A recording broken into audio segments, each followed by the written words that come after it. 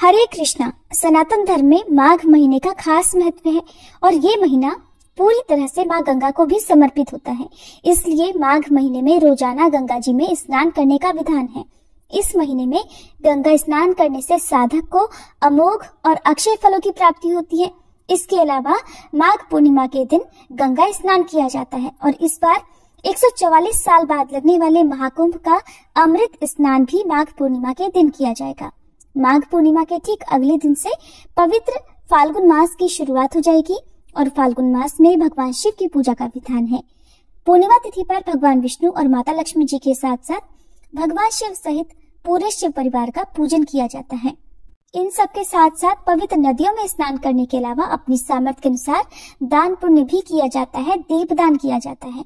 पूर्णिमा तिथि पर सात्विक भोजन का प्रयोग करना चाहिए, हो सके तो उपवास रखना चाहिए, लहसुन प्याज का या तामसिक चीजों का सेवन नहीं करना चाहिए। और क्योंकि पूर्णिमा तिथि पर श्री सत्यनारायण भगवान का व्रत भी रखा जाता है और रात के समय उगते हुए चंद्र देवता को अर्घ देकर व्रत पूर्ण होता है। ये तिथि चंद्र देवता को भी समर्पित होती है। तो चलिए आपको बताते हैं इस बार माघ पूर्णिमा कब है, पूर्णिमा तिथि कब से कब तक रहेगी, व्रत किस दिन रखा जाएगा और स्नान दान का शुभ मुहूर्त क्या रहेगा, चंद्रोदय का समय क्या रहेगा, इस दिन राहु काल का समय क्या रहेगा। और सबसे विशेष बात कि इस बार माघ पूर्णिमा के दिन ही भद्रा भी लग रही है। तो भद्रा काल कब से कब तक रहेगा और भद्रा का वास कहाँ रहेगा, क्या ये भद्रा पृथ्वीलोक पर शुभ रहेगी या अशुभ रहेगी, चलिए आपको बताते हैं। अगर ये जानकारी आपको अच्छी लगे तो प्लीज वीडियो को लाइक करके कमेंट बॉक्स में हरे कृष्णा लिखकर हमारे चैनल पर इस दिन आप पूर्णिमा की कथा भी जरूर सुनिएगा। पूर्णिमा तिथि प्रारंभ होगी 11 फरवरी मंगलवार की शाम 6:56 से और पूर्णिमा तिथि समाप्त होगी 12 फरवरी बुधवार की शाम 7:22 पर। इसलिए उदय तिथि के अनुसार इस बार पूर्णिमा का व्रत रखा जाएगा 12 फरवरी दिन बुधवार को। इसी दिन पूर्णिमा का स्नान दान किया जाएगा और श्री सत्यनारायण भगवान का व्रत और कथा का श्रवण भी इसी दिन किया जाएगा। अब जानते हैं पूर्णिमा तिथि पर रहने वाले मुहूर्तों के बारे में।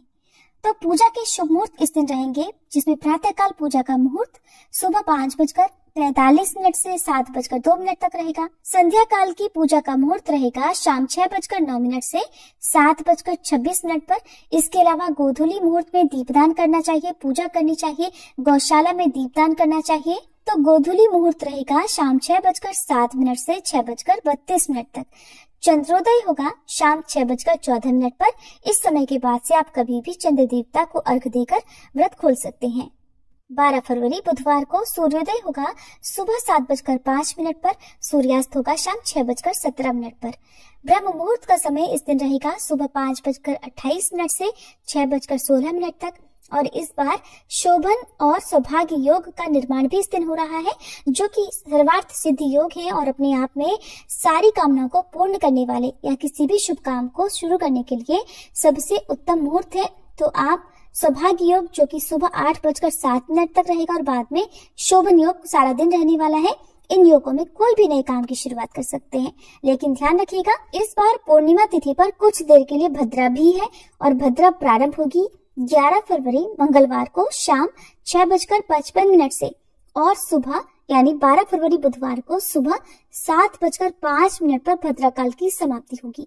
और इस बार क्योंकि भद्रा का वास मृत्यु लोक में यानी धरती लोक पर होगा और अगर भद्रा का वास धरती लोक पर होता है तो वो धरती के लोगों के लिए, प्राणियों के लिए अशुभ फल देने वाली होती है। और इस तरह भद्रा के समय में कोई भी शुभ काम नहीं करना चाहिए, भद्रा का त्याग करना चाहिए। और इस दिन राहु काल का समय दोपहर 12 बजे से 1:30 बजे तक रहेगा। राहु काल को भी अशुभ मुहूर्त में गिना जाता है। अब आप ये सोच रहे होंगे कि जब भद्रा 12 फरवरी बुधवार को सुबह के समय भी रहेगी और उस समय ब्रह्म मुहूर्त में क्या स्नान किया जा सकता है या सुबह की जो पूजा है वो शुभ मुहूर्त में की जा सकती है। तो देखिए बहुत से लोग ऐसे भी हैं जो भद्रा को नहीं मानते हैं, जो ज्योतिष शास्त्र में विश्वास नहीं करते हैं, तो वो इस समय में सुबह की पूजा, स्नान, ध्यान, जप कर सकते हैं। लेकिन जो लोग ज्योतिष शास्त्र में विश्वास करते हैं, पंचांग में विश्वास करते हैं, मुहूर्तों में विश्वास करते हैं, उन्हें भद्रा का समय त्याग करके जो शुभ मुहूर्त प्राप्त होता है उसी में पूजा पाठ या स्नान करना चाहिए। ये थी आज की वीडियो। उम्मीद है आपको पसंद आई होगी।